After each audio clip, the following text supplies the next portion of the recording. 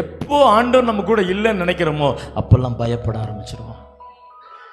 பயந்துட்டு வந்திருக்கல்ல, ஒரு மனுஷனை குறித்த பயம், பக்கத்து வீட்டுக்காரனை குறிச்ச ஒரு பயம், கூட வேலை செய்யறவனை குறிச்ச ஒரு பயம், யாரோ ஒரு பெண்மணியை குறிச்ச ஒரு பயம், பொருளாதாரத்தை குறிச்ச ஒரு பயம், ஏதோ ஒரு பயம் இருக்குல்ல. கர்த்தரும் கூட இருக்கிறன்ற விசுவாசம் குறையும் போதெல்லாம் பயம் அதிகரிக்கும், குழப்பம் வரும், பிரச்சனை வரும். ஆமென்.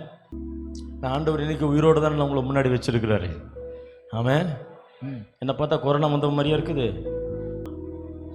அவர் கூட இருக்கிறாரு. நான் சொல்றேன் உங்களுக்கு, நான் உன்னோடு இருப்பேன் என்பது தேவன். அவருக்கு தெரியும் என்னுடைய ஆயுசு நாட்கள் எவ்வளவு, எங்க ஓடணும், எங்க நிக்கணும், எங்க போகணும், எங்க வரணும், அவர் பிளான் பண்ணி வச்சிருக்கிறாரு. அவர் நம்மோடு இருக்கிறார் என்பதே தேவன். அல்லேலூயா.